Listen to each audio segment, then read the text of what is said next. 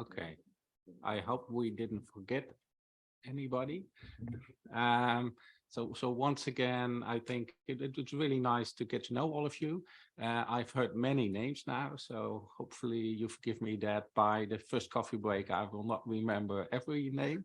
But as I said, these 3 days ahead will also not only be to learn about national accounts and financial accounts and balance sheets, but also to get to know each other and to see how, well, perhaps you can help each other in, well, if you want to compile financial accounts and balance sheets, or you already started, you might share experiences with colleagues. So I always say in these kind of courses, what is very important are the coffee breaks and the lunch breaks, where we not only have food, but we also, well, can speak to each other and learn from each other. And of course, also with the social events. For the next 3 days, we have a very interesting program ahead for you. We, of course, will start with a session on the use of financial accounts. Why do you want to compile financial accounts? Then we move to a session where we look at the more conceptual issues of compiling financial accounts and balance sheets. There we will also work with some practical exercises. Then we move to, well, once you had the conceptual issues, is of course the question, what kind of data do you need to compile financial accounts and balance sheets? That will be the 3rd session. And the 4th session will then be on how do you organize the compilation of balance sheets.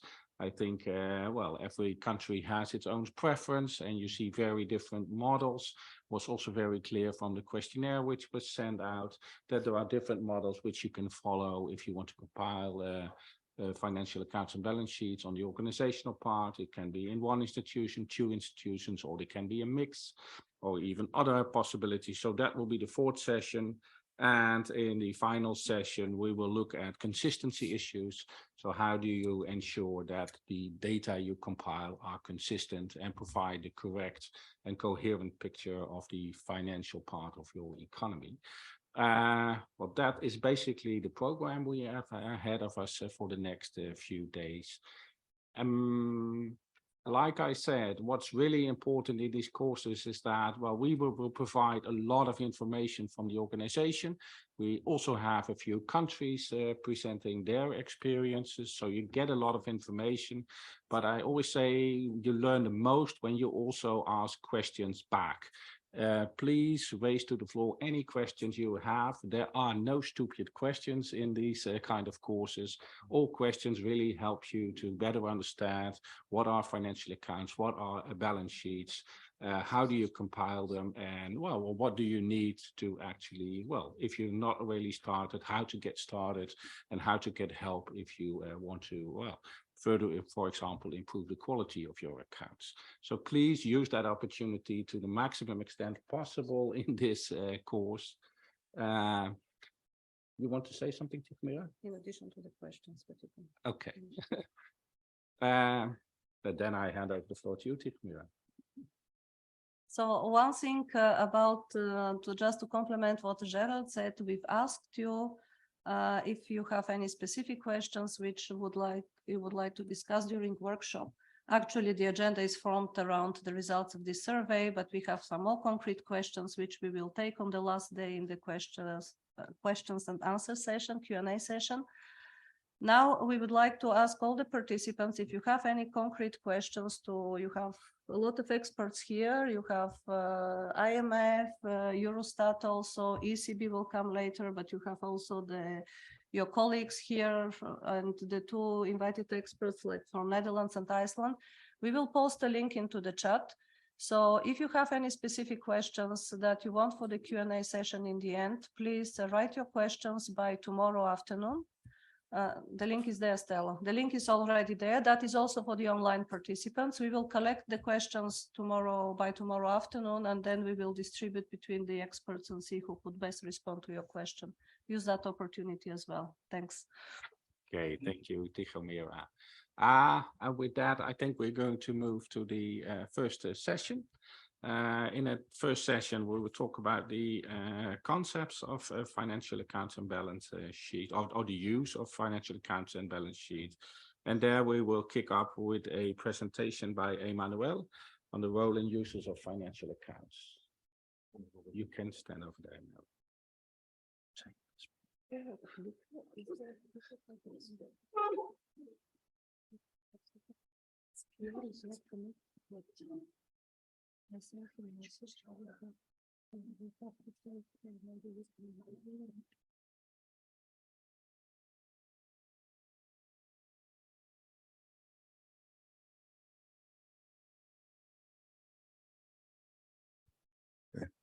So good morning again. Right. So thank you very much, Chair. And I'd just like to echo the remarks of the Chair that this is your course. And in order to maximize the benefit of this course, please ask a lot of questions. And hopefully we'll have, a nice, fruitful, productive discussions. Great. Okay. So now the roles and use of financial accounts. So this presentation initially, when I drafted it, had close to around 70 slides. And I was told I only have 15 minutes, so I'll do the best I can. You're not going to see all 70 slides. Don't worry about it. Okay. No, am I doing this correctly? Maybe not. It's here. Sorry, what?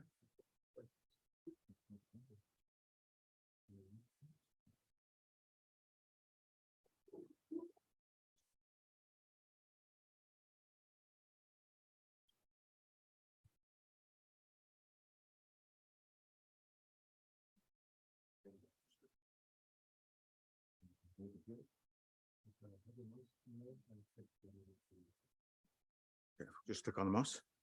All right. Sorry about this. It's the first presentation on the first day. Bound to be a couple of glitches here and there. Right. Not quite. Ah, yes. Now let's see if I can go back. That's okay. We'll stay here. So in terms of the outline of this presentation, I tried to make it into 4 buckets, and these are very, very, very large buckets. So we're going to start with an overview of the benefits and the uses. We'll look at some examples of the financial risk, non-financial assets, and improving and harmonizing and improving macroeconomic statistics.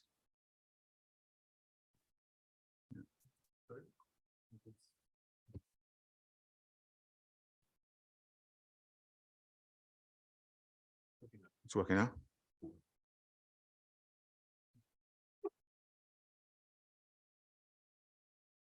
Right. So starting with the first bucket, overview of the benefits. So as you all know, the S&A framework, gives us a very dynamic, connected framework through the sequence of accounts. And the sequence of accounts provides a dynamic interlinkage backwards and forwards, amongst the accounts. And as a compiler, you should use and leverage all the information that can be found in the sequence of accounts to develop robust and rigorous estimates.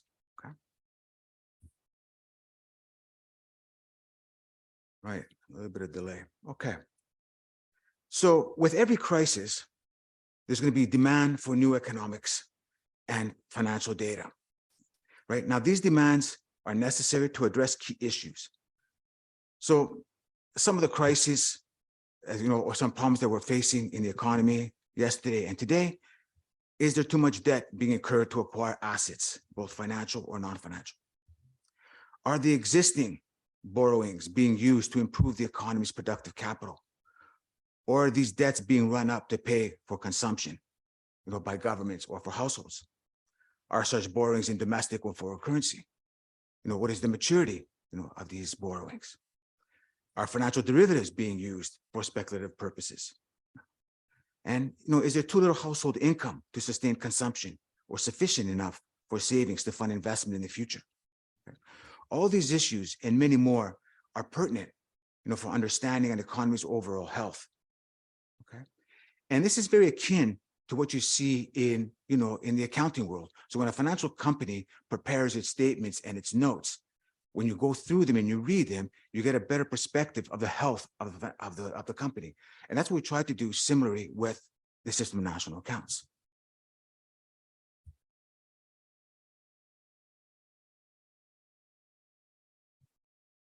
Okay. Now, to understand the activities and the performance of the economy, it is important to understand the sectors.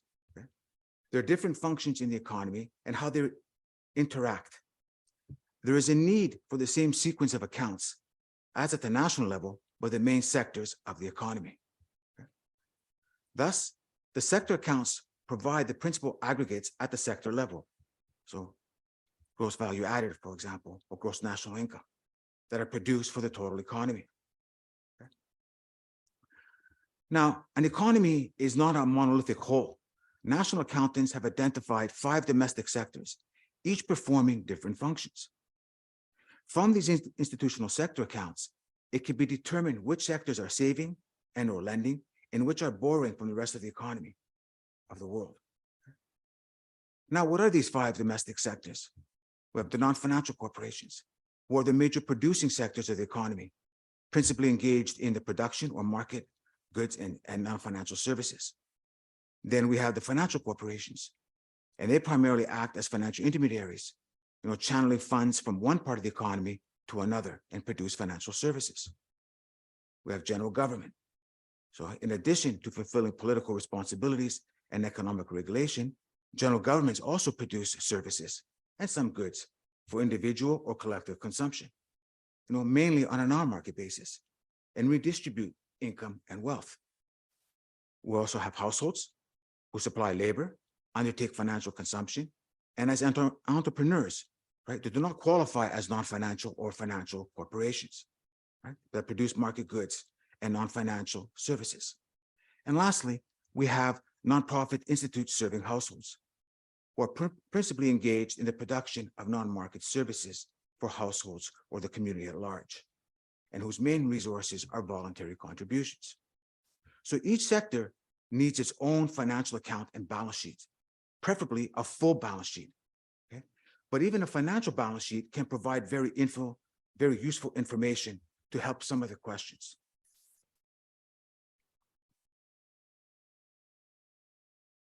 All right. Now look at some examples of financial risk and analysis.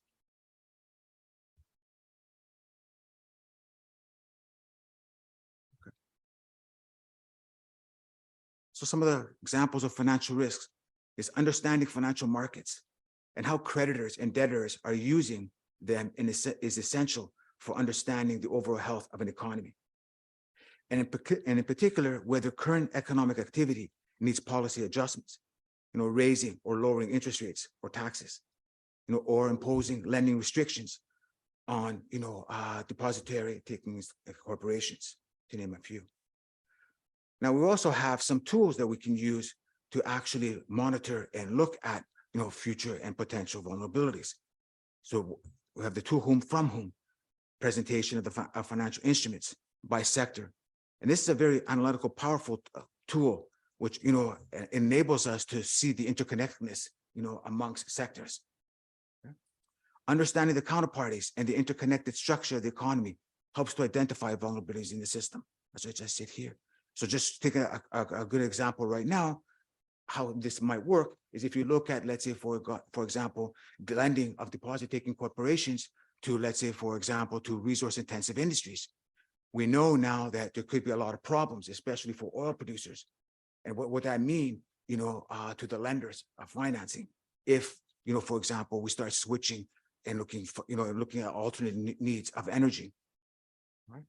So a more detailed and integrated view of the financial sector's assets and liabilities provide policymakers with critical information to manage financial risks and vulnerabilities. Now we'll quickly look at the analysis of non-financial assets and capital stock. An important addition to financial instruments on an economy and its sector's balance sheets is the inclusion of non-financial assets. Any analysis of a balance sheet is incomplete without the full set of assets. Now, the most important asset for non-financial corporations are non-financial, after all. Okay? Similarly, for households, we know that for certain economies, non-financial assets of households, namely residential dwellings, are much more important than financial assets. Okay? So it's very, very important to strive to make sure that we can get a complete, balance sheet. Okay. Furthermore, when we look at non-financial corporations, it's also very, very important to look at the non-produced non-financial assets, okay? In order to, analyze the health of non-financial corporations. And that's also equally important for households, because the inclusion of land, has a particular importance, because the value of land is often volatile, and household purchases of land are often financed through mortgages, okay? So excess demand for land in the buildup of a housing bubble will affect not just households when the demand subsides or the economy weakens, but also the balance sheets of financial corporations, okay? And then equally for non-financial corporations, subsoil assets in resource-intensive industries are particularly prone to boom and bust prices, which is likely to have ramifications for the creditors of these industries or economies.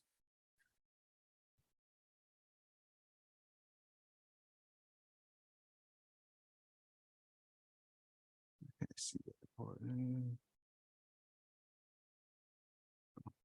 Guess I didn't have, my slide hadn't slided. So I apologize for that. Okay. I'm going to the last section. And this to me is probably, the most important aspect, of financial accounts. And it's an aspect that is much more, overlooked. And it's the benefit that, financial accounts, provide to the rest of the sectors and to the system of national accounts. Okay. So for example, the balance of the capital account, taking into account current accounts, is conceptually equal to the balance of the financial account. And we're going to see that. So you're going to see that, for example, when we talk about above the line, the net lending, net borrowing has to equal what we call below the line, net lending, net borrowing by the financial accounts. And the power and the importance of this is that both those two measures are measured independently. It's not like we take, the conclusion of one and bring it down to the other like we do in other accounts. It's not a balancing item. They're both derived independently. And because they're derived independently and they come from different sources of information, they lead, and they can provide you with useful information to make sure that the system is, consistent and coherent. Okay? And one thing I really appreciate, especially, in this audience, we have a nice mixture between, people who are responsible from National Statistical Office and from the central bank. And usually what we find, in most of the countries, not the country that I came from, but for most of the countries, you usually have, one part doing one. So if, for example, you have the central bank doing the financial accounts and you have the National Statistical Office, responsible for the current and capital accounts. However, as we said before, these two accounts have to be equal. So it's equally important to have, good cooperation and collaboration. And we're going to talk about that a little bit later, on, how, to put together, the accounts and the importance of, understanding what one institution is feeding to the other institutions. Okay? And I guess with this, I'm just going to stop here. And if you have any questions now, or if you have any questions, I'll be glad to take some. And you're going to see this, a lot of these themes that we talked about, or I just showed you, this morning, they're going to come, like every session, you're going to see that, some of these things we just talked about, some of the things, some of the issues, some of the vulnerabilities that you just heard about are going to be, recurring throughout the next 3 days. Okay.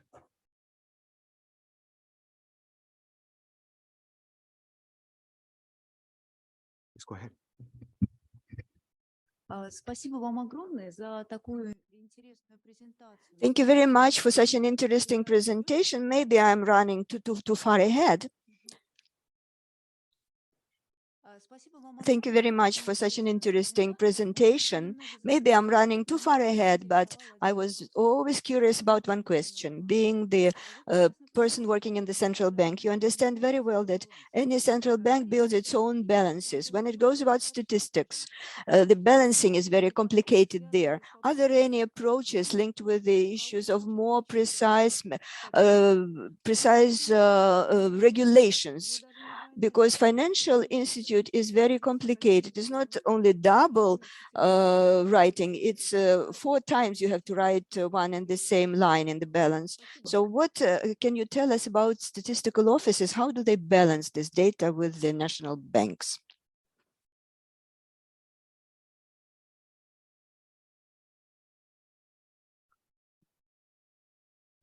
Thank you. That's a very good question. And so for those of you who had the same maybe a little bit issue, the question is that the financial accounts are being prepared by one institution, and they're very complicated set of accounts. And you have the other set of accounts being prepared by another institution. And the question is there a precise way, or what are the ways to make sure, I guess, that the system is consistent and coherent?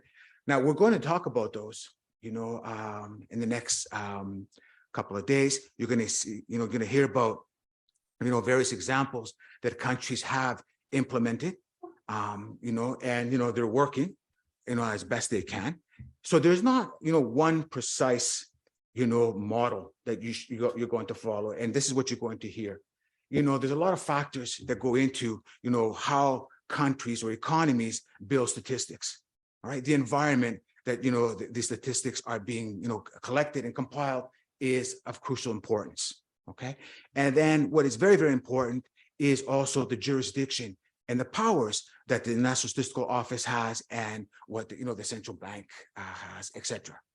But the key, honestly, whether the accounts are being produced independently or under a centralized system, the key is communication, cooperation, and collaboration. Okay, you cannot work in a silo. Okay, not one institution has all the means and the knowledge to put together these statistics and make sure that they're timely, they're rigorous, and they're relevant for economic policy. You need to discuss with your counterparts. Okay, so if you go back to the sequence of accounts, you see that there's numerous accounts that we have, right? So from the production account all the way down to the balance sheet. One mistake done from the production is going to lead, and it has a domino effect all the way to the balance sheet.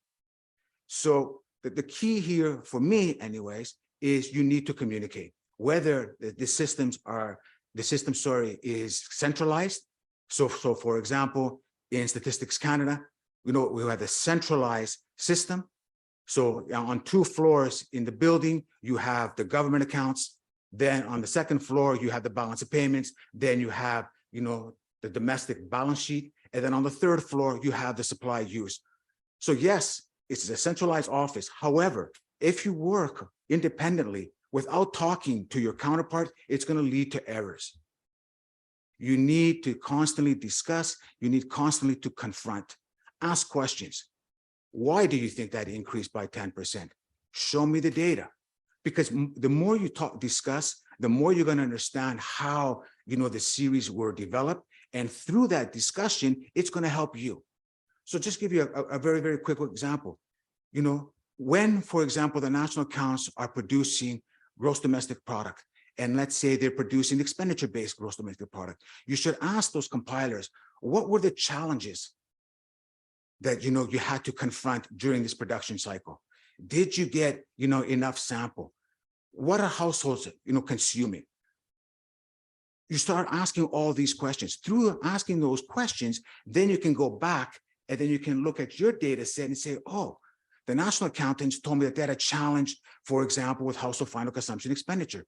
What do the financial estimates show us? Are credit card balances increasing, for example? How was this household final consumption expenditure financed? And then you can go back to the compilers and say, well, our information is telling us this, and so on and so forth. Now, yes, to do this type of elaborate, dance between the national accounts and the financial accounts takes time. However, if you have good structures, if you're open and willing to discuss and cooperate, you'll find efficient means to be able to exchange data, and you'll be able to produce much more quality estimates. So we are going to talk about this, in the next couple of days. And I know my colleagues, are going to have different views on this. And it's going to be interesting to have, a much more productive discussion. So thank you very much for the question. And I also encourage you to, to talk, with your colleagues and ask them how they put together, what are the challenges, what are the benefits, of their current framework, how can they improve, etc. Okay. Is there any other question? Or is there a follow-up?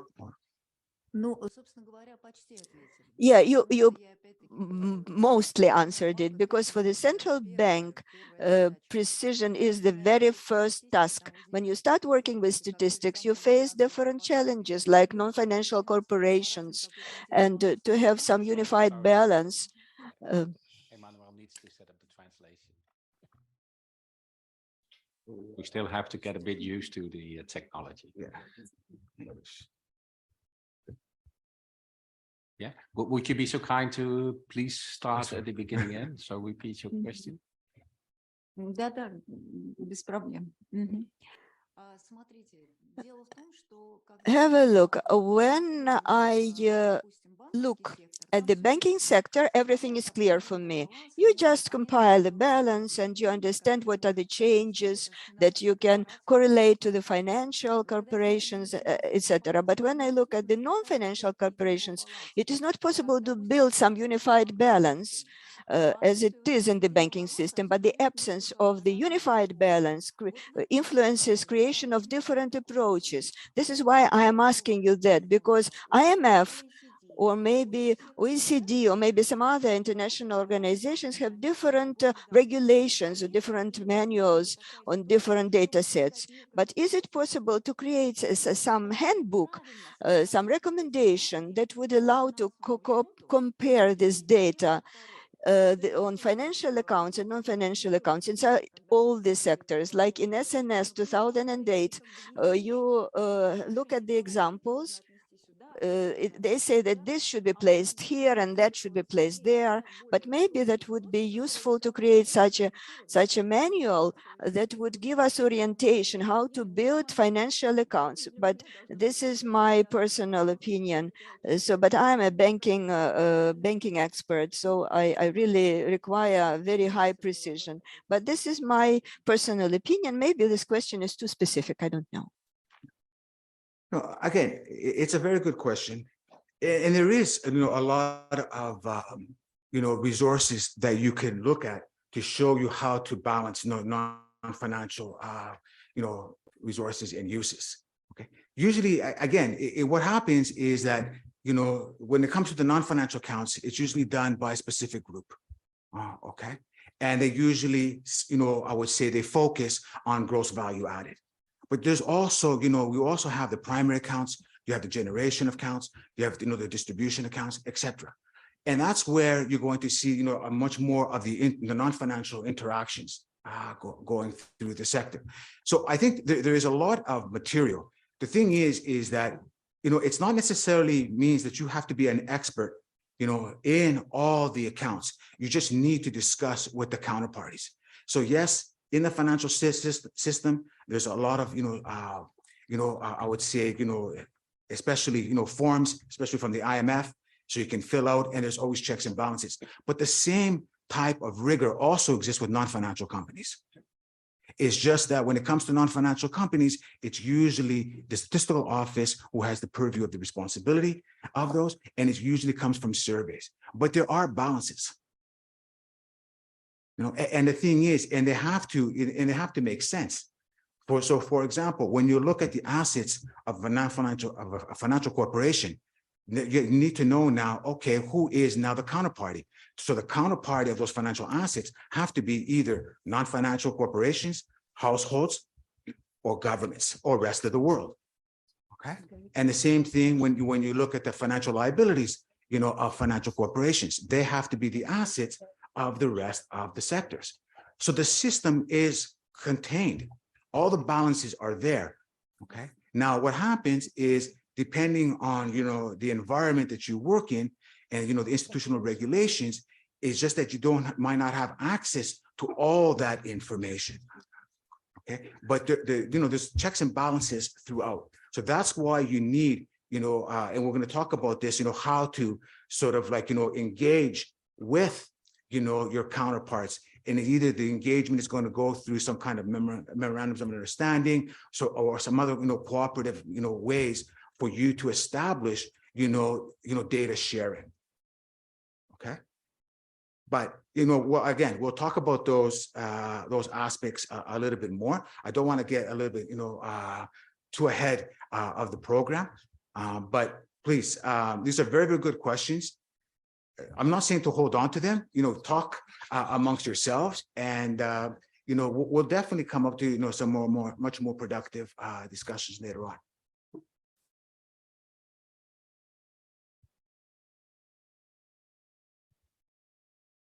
Welcome. Anyone else?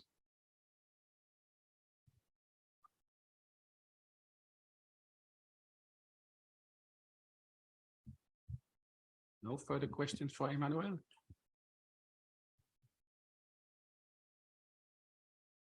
So not online? No online?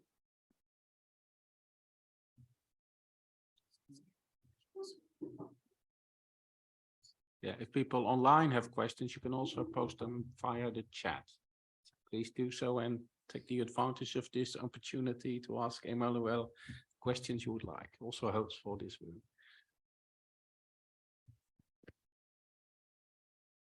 So please, don't be shy. As the chair mentioned, there's no such thing as a stupid question. We're all here to learn, even us. We're going to be learning, from the interaction, and the discussions that we have, in the next 3 days. Go ahead.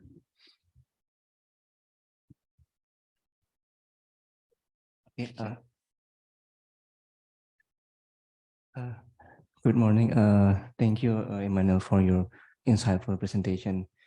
Maybe this question a bit far ahead, but I'm a bit curious about the financial covenant balance sheet statistic, because in my central bank, we use this as a part of assessment, especially on financial imbalances among sector.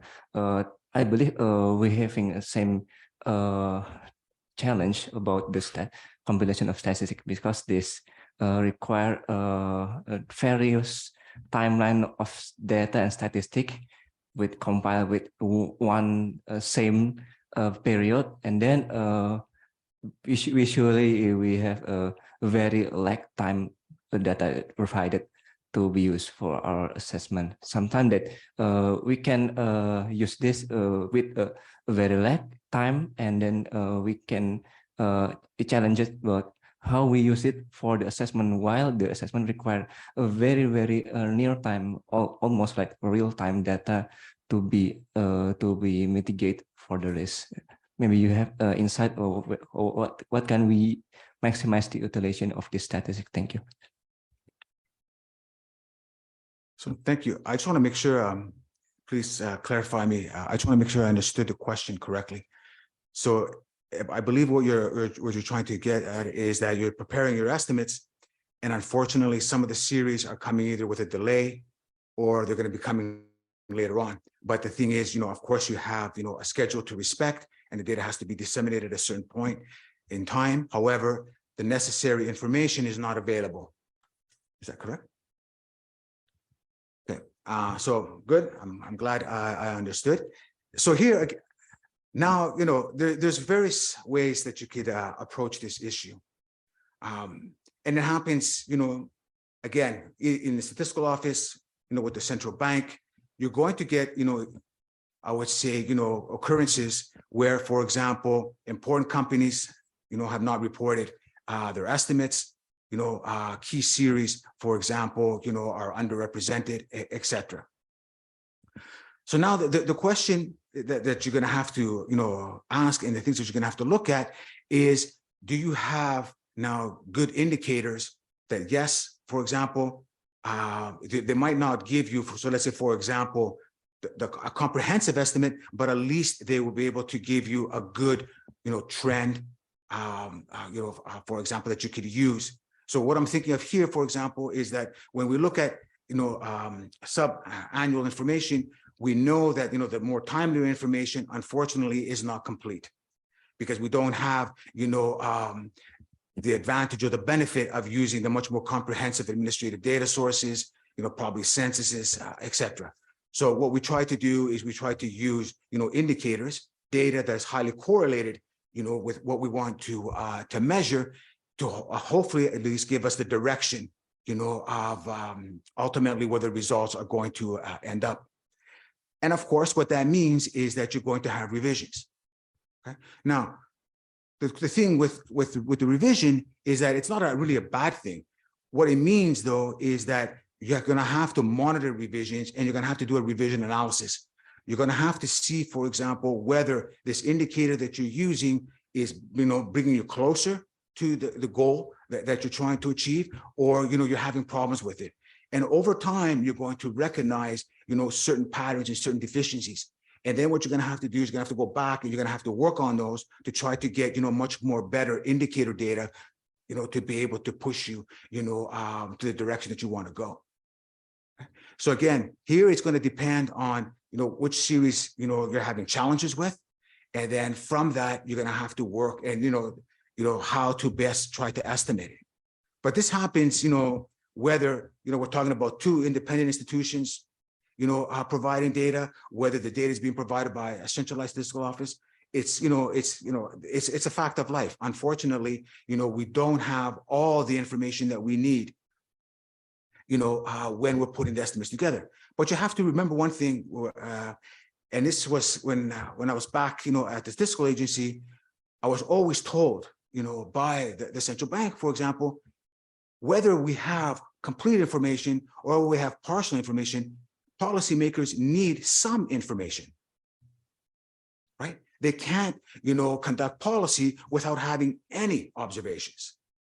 So having some observations is better than having none, okay? And then the question is going to be, how do you work towards making sure that, that information you can try to obtain either from alternate sources or maybe different methodologies to try to get you a better estimate. Okay? But the thing is, whether we're talking about, quarterly data or annual data or either census data, you're bound to have revisions, right? The world is not perfect. Our collection systems are not perfect. We're not perfect. So the question now becomes is how can we mitigate, those revisions? And through revisions, it gives you the opportunity, to challenge your sources and methods and hopefully improve. So I know I didn't answer your question directly, but again, I need a little bit more detail, and then perhaps I can sort of guide you with what I would do as a second best estimate. Thanks. Thank you, Emmanuel. Any further questions? Perhaps I may ask a question, Emmanuel. You have been working for the IMF, I think, for a few years now. At the IMF, well, the financial accounts and balance sheets are, of course, they're also very extensively used for the daily operation. Can you, well, give us an example of a country or a policy application of the financial accounts and balance sheets, which really you thought, okay, that impressed me, that would really address a question we didn't answer before? Good. That's a very good question. So in the IMF, I would say for the longest time, they really pushed what they call the balance sheet approach.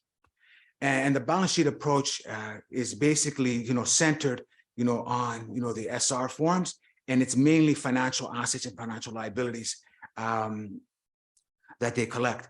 However, there's numerous examples, that, through the years, just by having this financial information, it has allowed, the IMF and policy makers, to make better decisions. Usually what happens though is that it's always an aftermath. So the crisis happens, then we look back, we say, oh, okay, now we know we're missing this data point, maybe we're missing this data point. We go back, we basically, rework the form. So then the next time we'll have, much more comprehensive information to address the policies. But I would say, the data that is being collected, does help, monitor, the health of the economy. And we've seen it in many countries. I'm not going to mention any names, but there's a lot of analysis that's being done, by the economists and the fund that helps them, by looking at just the financial assets and financial liabilities, the potential, issues that could come either from, extensive government,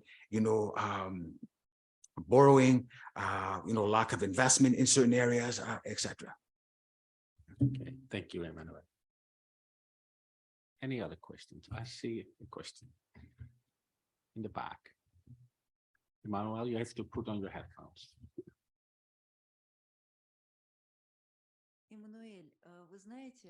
Emmanuel, when I entered the website of Statistic Canada, I was impressed, really. I liked the filters and areas in which we could see all the financial assets and liabilities, and the cross-section of financial account is very good. Coming back to the question of our chairman, it is one of the best statistics, I would say. Just to answer this question. Sorry, can you please ask me the question again? No? The question was which country you were impressed with when you were looking at financial accounts. It was the question of our chairman, right? What country impressed you the most? What is the example? What is the case that was impressive for you? In my view, one of the best statistics, given all the filters and cross sections that we have seen, is Statistics Canada. At least this is my impression, because when I answered the website of Statistics Canada, I have seen very good, high quality cross sections and a long series on the financial instruments and financial accounts, which in other countries is much simpler. Well, okay. I'll try to answer that question. I mean, the thing is, look, Statistics Canada has a long history, of compiling macroeconomic statistics. They also have, it's an independent statistical office, and they're very well funded. And it's very, they have a lot of legislation to be able to collect data. So that's why they're able to do the certain things that they're doing. But looking at other countries' information, and when I was a compiler, and even now at the fund, to be honest with you, I mean, like, every country tries to produce the best data they can. Okay. And the thing is, you have to always keep in mind, the amount of resources that they have, the amount of people that they have in order to produce the data. So I know you might think, oh, I'm maybe being a little bit of a politician here, but, all countries are doing their best, and I'm very impressed. So for example, in the fund, I'm usually responsible for the Caribbean region. And in a lot of the Caribbean economies, you have one or two people doing the whole sequence of accounts. So just imagine, one or two people doing the whole set of accounts, right? That's very impressive. Okay. Statistics Canada has, should I mention, over 5,500 employees working for the agency. Not in national accounts, but Statistics Canada as a whole. But yes, they produce all the statistics, right? So you got to keep that in mind. When I was with Statistics Canada, though, and when we were embarking, on trying to see how we can advance the balance sheet, to conform or to align more to the G20 data gaps, one country that I'm very, very impressed with, because we have very, very good relations with the Australians, was with Stats Netherlands. Please take the time and take a look. Stats Netherlands does an amazing job. And I learned a lot by looking at, their website, and talking, to some of their economists. And might I also mention that I also stole one of their economists, and she came to work for me. So just to give an example how impressed I was with Statistics Netherlands. But just to say, though, that every country, are doing their best. That's my honest belief. And the thing is, I wouldn't judge, or I wouldn't compare, the statistics that are being produced in your economy with some of the more, advanced, mature statistical offices. There's different circumstances. There's different circumstances, there are different budgets, that we're talking about. And all these factors, come into play when you're building, statistics, especially, how strong, a push you get, from your governments. Okay. But what I would say, though, is, talk amongst, your peers, always compare your data, with your most important trading partners. And that way you're going to learn, and you'll be able to improve your estimates. So again, what I would say is that I think all of you are doing an excellent job, given the resources that you have. But, maybe a little bit of plug, for the chair, please have a look at Stats Netherlands. That wasn't the intention of my question. But I hand over the floor to John. Yeah, thanks for that. I mean, one of the reflections, I think, adding to what Emmanuel has said, is that you need to know what's important in your country and what's less important. And I think that financial accounts is a very multi-purpose set of accounts. You can get many things out of them.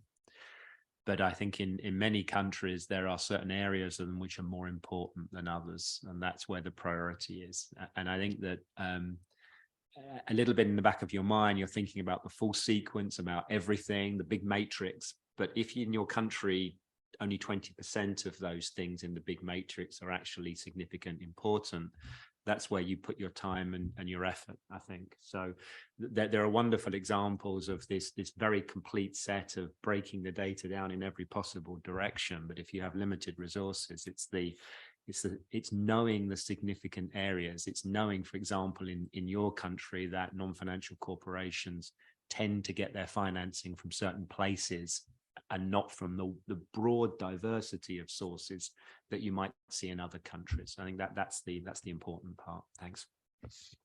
Thanks, John. And indeed, I think I agree with you, John, that the user perspective is very important. That's why we also start with this this session.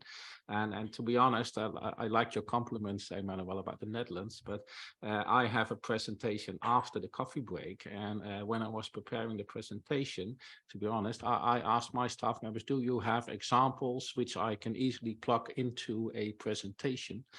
And well, I was quite shocked that we didn't have a whole pile of presentations which I could use. So we actually had to, well, make some graphs ourselves specifically for this course, because we didn't have it lying on the shelf. And so I'm now internally also asking the question, okay, we have a long history in compiling financial accounts and balance sheets, but shouldn't we do a bit more about dissemination of these results and see how it can really help also policymakers in that? Of course, there are a few examples, and it is used, and that really helps the development of the accounts. I fully agree with that, with what Emmanuel says, but you also have to look at, okay, what can we ourselves do to promote the work we've been doing? So, any other questions? Please. Thank you. Just comment. First of all, yes, I agree. Your statistics is very good. In fact, in my country, we only made the breakthrough with assistance from the colleague from your statistical office, who actually was the first and only guy so far who actually showed us what the financial accounts are. And then thanks to him, by IMF, we actually started to compile. And second thing, I would just like to reflect on John's comment. Yes, every country has its own agenda and own priorities. And of course, we have a priority set up by the D1 unit of the Eurostat, who is actually, that's GFS and EDP statistics, which in this moment for countries in our region, I'm talking about the ex-Yugoslavia or Balkan countries, is actually majority of time and resources that we invest is actually at this time to serve and try to reach the level of quality and what the Eurostat is asking. And that's why fortunately financial accounts are suffering now at this stage. And I'm sorry to say that will stay for time being, because we have to invest all our efforts and energy and resources in the development of EDP statistics especially. But then again, I'm hoping that your colleague from the Netherlands will come back again to Bosnia. I'm actually I'm very hard agitating for the next IPA project that we again take him. Of course, I'm not going to say his name. John knows him, you know him, but we would like to thank you very much for that. This is country to country. Thank you. And we can, of course, also talk over the coffee break. I see no further questions. In the back.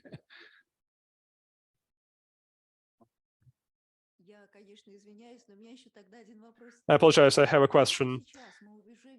If we see some problems now in compiling financial accounts, and ahead of us we have compiled a new guideline on statistics on the system of national accounts. In what way can we combine these processes?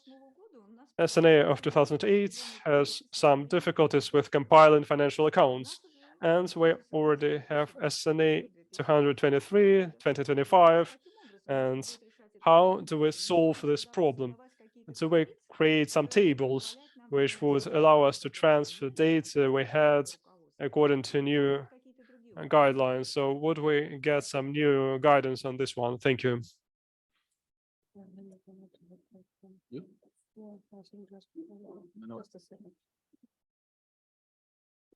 Thanks. I just want to take that question and also to complement it based on your previous question. I think what the colleague is really asking is a kind of compilation guide for financial accounts, because maybe for especially offices who work with less resources, it could be useful to have more. I know Eurostat has for EDP procedure, but that's only for government sector. If something like that is available or is planned to be done. Yeah. Well, it's right difficult to do and all.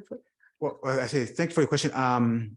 There is, I mean, there's the financial production stocks and flows, the version 2015, which goes into much more detail, you know, on financial instruments and, you know, some of the challenging areas. Because you have to remember, I mean, you know, the system of national accounts is a very good document. However, they can't cover all, you know, the intricacies, you know, that we need, you know, for the system. That's why you have now the balance of payments. It has their own manual, you know, government finance statistics manual, etc. So when it comes to the financial accounts, we have, you know, the financial production stocks and flows, which is very good. The thing is, you know, what happens, what has happened is that, you know, the demand, you know, for financial accounts has not been as great, for example, as, you know, other areas of the national accounts. So what we tend to do is we tend to, you know, put our energy and our resources to make sure, and it was a very, very good question, I believe it was from the Bosnia delegate who mentioned that, you know, they're spending a lot of resources, you know, on GDP. Well, you have to start somewhere and you need a foundation. Okay. So the question is going to become is what should be your foundation? So for most countries, the foundation is gross domestic product.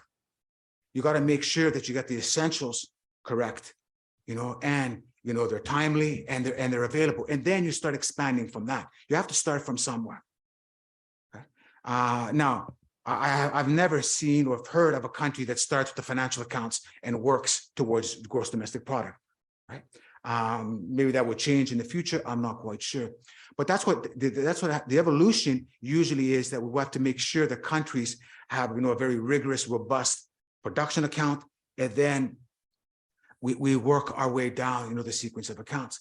However, one thing which I agree with Tiamira is that where I find we're really, really lacking is basically in, you know, there's a gap between the production accounts and in the financial accounts and balance sheets, you know, and not much is said, you know, about the institutional sectors, you know, above the financial accounts. And I think that's where, you know, we need, you know, some more maybe workshops to make sure that, you know, countries and economies are able to understand those intricacies or those transactions a little bit better. And that will help the financial accounts and the balance sheets. But one thing I just like to mention, I just want to go back to John's point and Gerard's point. And it's crucial that, you know, I say this, you know, you have to market yourself, you know, in order to be able to, you know, enlarge the statistical system, in order to be able to give it the funds to be able to undertake some of this work, is you have to market yourself. You have to produce data that your policymakers want. There's no point in producing data that nobody's going to use. Okay.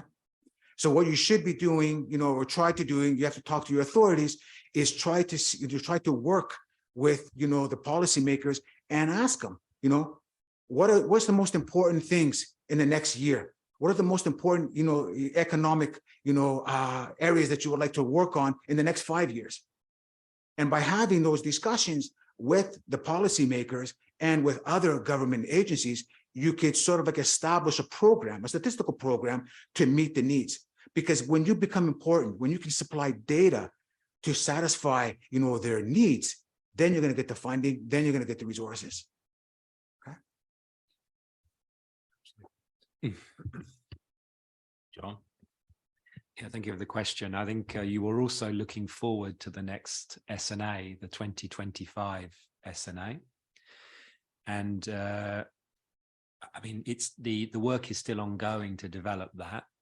There's a lot of material on the United Nations website that you can read if you're interested. There's a particular work stream on financial accounts. But I think if you step back and look at all the work that's being done, there's no huge fundamental change in the way that the accounts are going to work. In other words, within the so-called core system, so the kind of central system of the accounts, there's quite a lot of work on clarifications, on how to better measure things, you know, the small things. But you don't see a revolution in the kind of financial instruments that are being considered, with the exception perhaps of cryptocurrencies, which are the subject of a lot of hot discussion now, of course. You do see, though, the push towards more breakdowns, particularly of sectors and subsectors. And this is something that's coming out, is users want to have more detail, for example, foreign controlled versus domestic controlled. So I think you will see that coming out. So you'll have an existing data series that covers all corporations, non-financial corporations, and then you'll be asked in SNA to start splitting those. And that will test your data sources and your ability to go backwards and look in your registers to see who is controlled by who. The other aspect, though, that I think is interesting is even if the core accounts are not so much touched, there's a lot of extra supplementary or extended tables that are being discussed. So whereas the core system may not be touched too much, you may see in the new SNA a number of extra tables which are being recommended. But as I said earlier, those tables will very much be for those countries where they are relevant. So you might have an extra table on contingent liabilities, for example, but you might believe that in your country that's not so important. But the idea is to have a lot of these extended tables for those countries where it is important, and the tables actually give policy users a benefit. So I think for the moment, Manuel and others can correct me, but I think for the moment, the SNA is not a revolution in the core system, but it's worth reading a little bit about what's going on just to get a sense of what may come in the future. Thanks. Okay, thank you, John. Also looking at the time, we still have 3 presentations ahead of us. Thanks for the rich discussion. I think it really helps to clarify a few issues. I also really hope it helps you to clarify your thoughts. And I would like now to move to the presentation, well, of one of the biggest users of financial accounts and balance sheets in Europe. That's the European Central Bank, of course.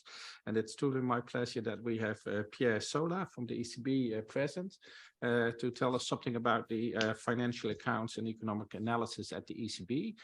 Pierre is connected online. So let's see how that works. There we have Pierre.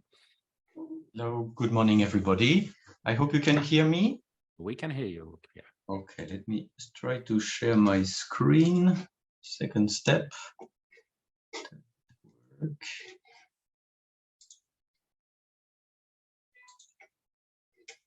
Can you see the presentation?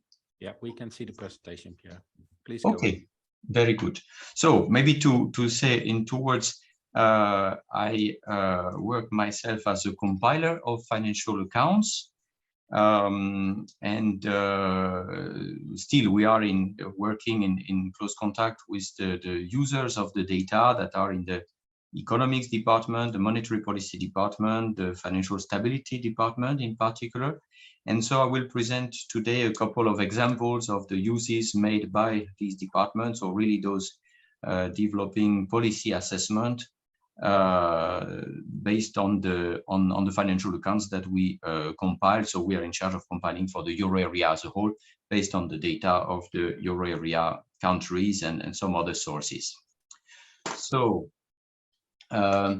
we will see first that the financial accounts are used in the financial projections that are produced in the context of the Euro system. That means the ECB and all national central banks of the Euro area, the Euro system forecasting exercise. There is a lot of focus on the leverage and financing of non-financial corporations.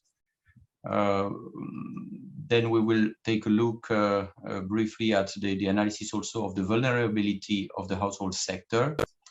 And finally, there is a lot of interest for financial intermediation and the role in particular of non-bank, so financial intermediation involving non-banks.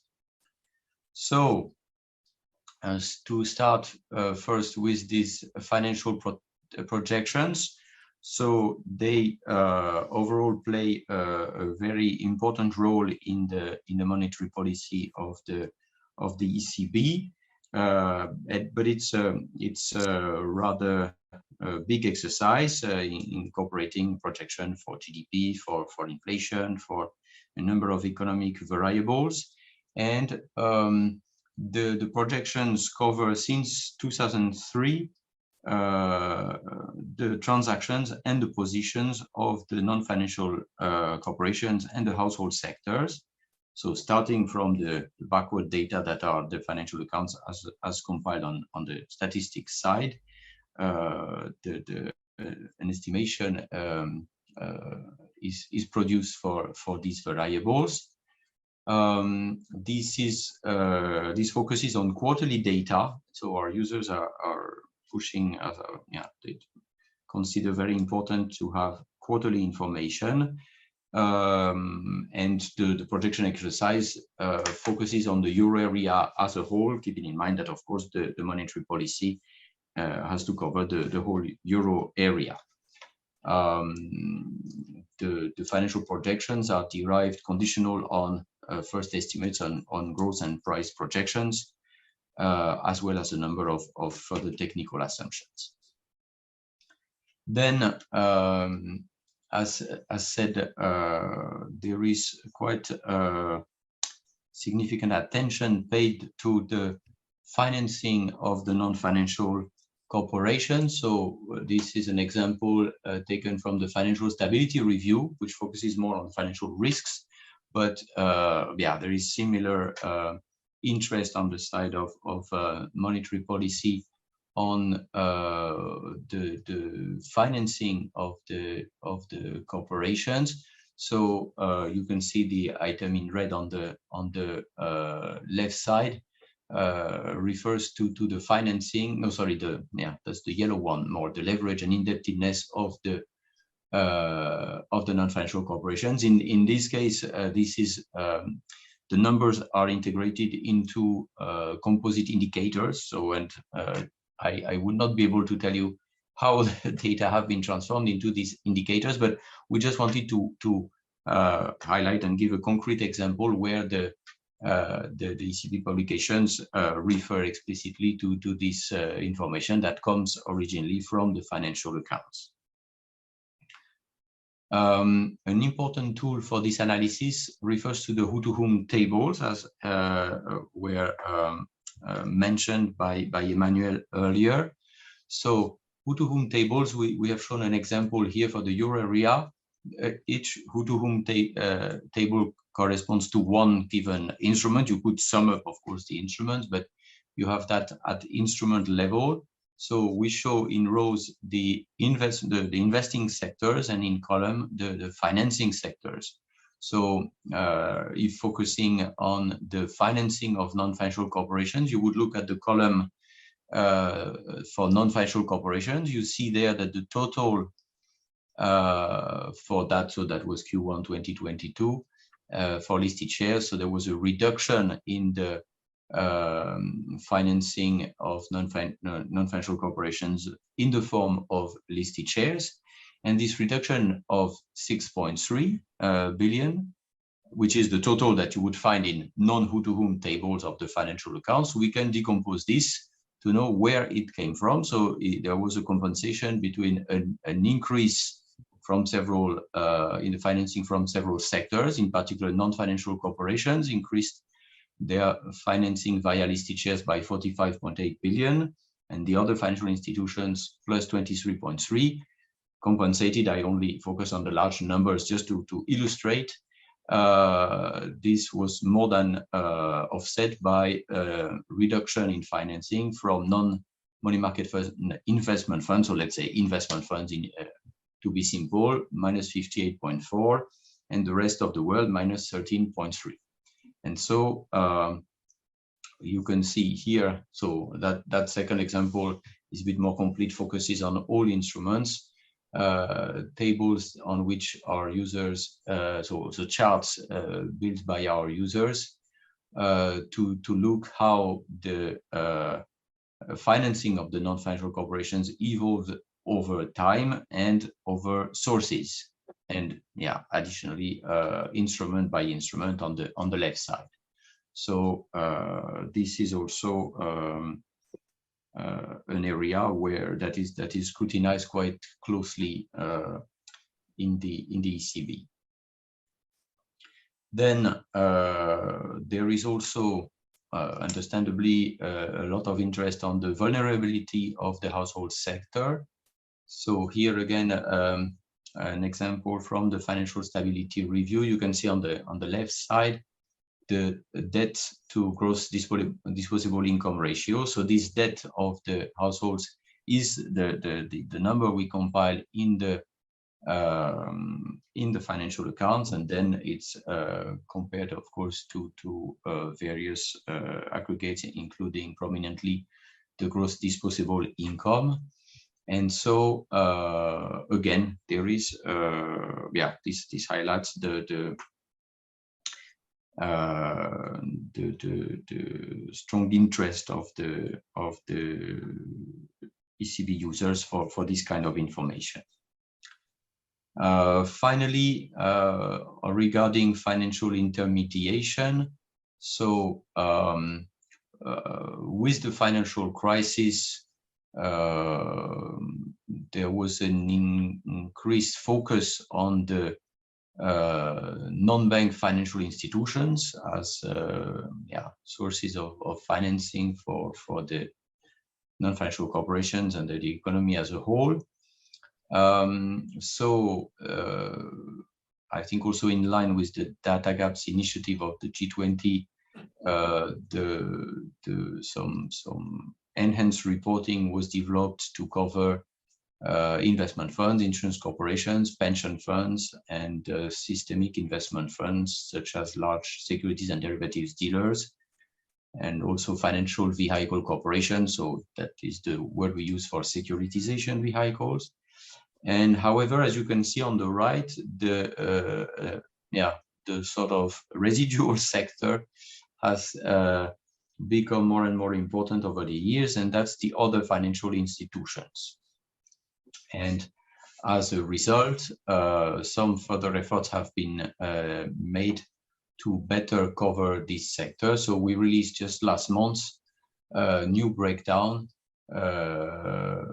showing these other financial institutions split between the three subsectors that they include, which are other financial intermediaries, financial auxiliaries, and captive financial institutions and money lenders.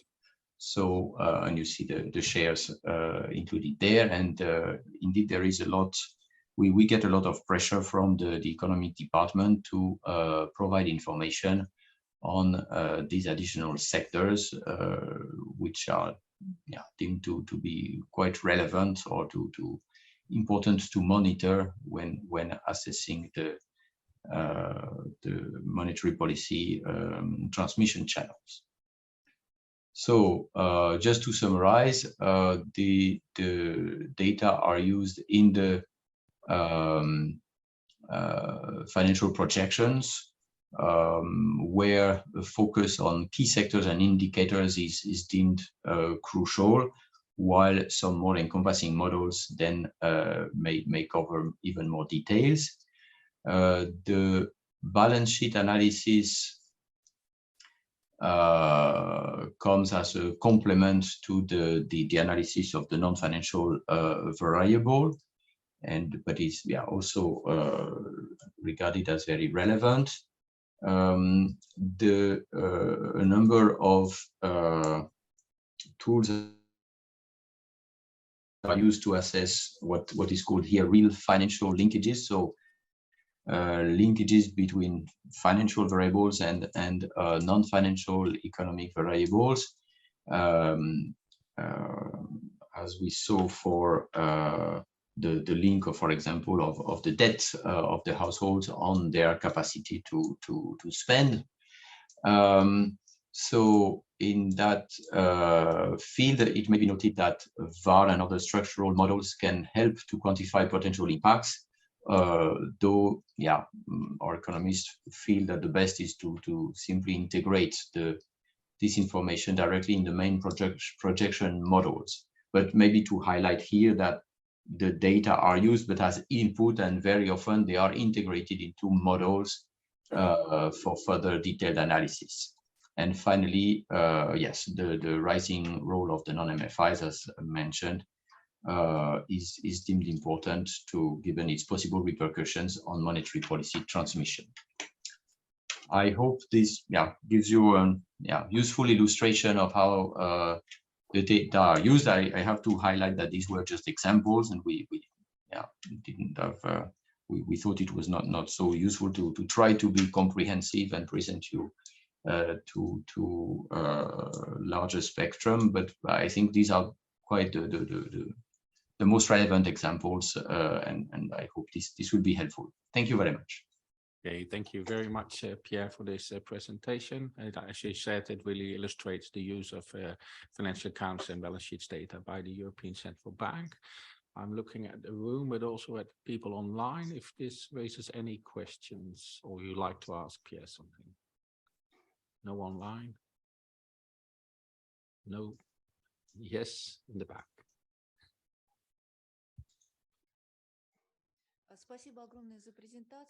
Thank you very much for your presentation. It was a very good presentation, but I have a question as follows.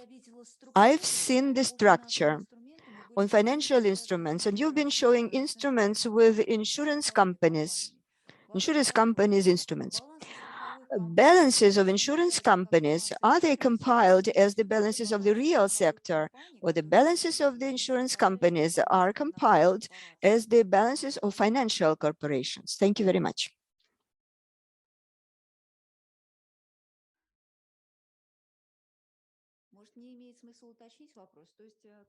Maybe it is not very clear. Maybe I can specify. When we talk about insurance companies being the part of financial corporations, most often insurance companies have the balances as the enterprises of the real sector. So my question is as follows. In the assessments that Pierre presented to us, these balances of the insurance companies going through credits or deposits or some other positions of the financial sectors, all that balances of that insurance companies, they are viewed as the balances of financial corporations. So this is a very specific question. If you are able to answer, I will be very grateful. Okay, yeah.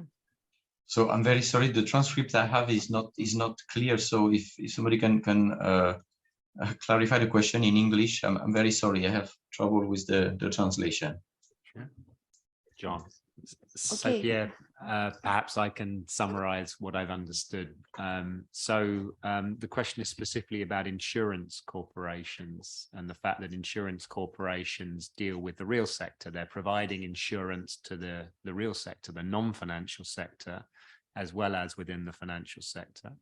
And insurance corporations, obviously, when they are insuring non-financial corporations, they have assets and liabilities and financial instruments. And the question really, the main question I think at the bottom of all of this is who owns those assets and liabilities that are held by the insurance corporations? How is it represented in the figures that you're showing? If I understood correctly the question. Maybe not so. well, try again. Джон, вы практически близки к истине. То есть я John, you are practically absolutely right. I just wanted to understand, when we have the insurance corporation, they are making their balance sheet and they are doing it the same way as ordinary enterprise. And it looks like we have to take out of that balance insurance reserves and to have a look at the data of that reserves to see how these premiums, insurance premiums are changing. And then we can make the the assumption of that landscape can be done.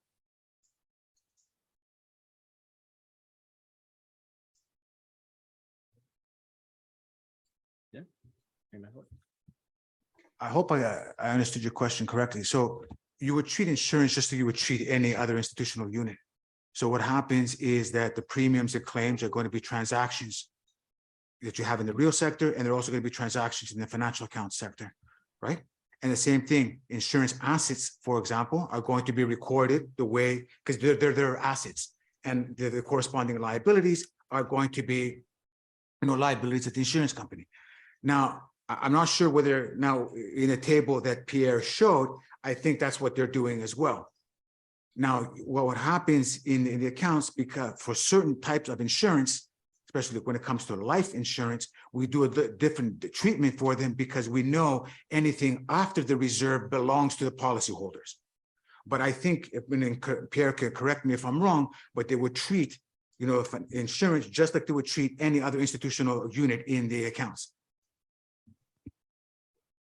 Yes, yes. I suppose then the question is a bit about this, who to whom, but indeed, so the insurance sector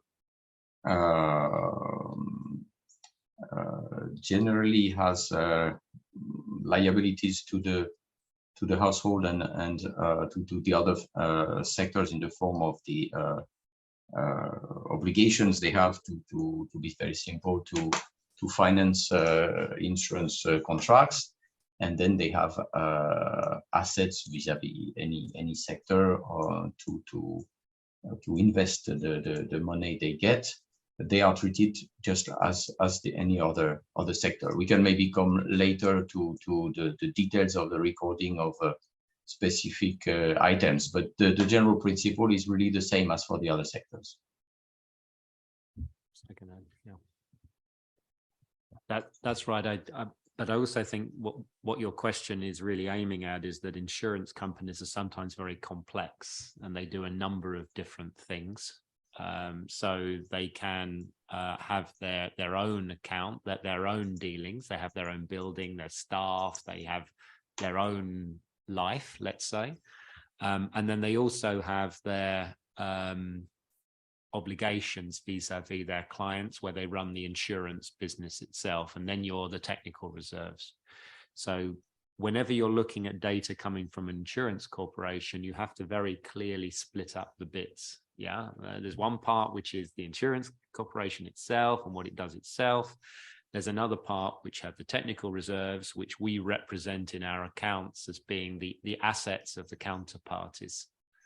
And that's on the financial side. And then on the non-financial side, you have to be very careful about the flows and the transactions, really, really careful. But that we could spend three days on that probably, but it'll come back, I'm sure. Okay, thank you.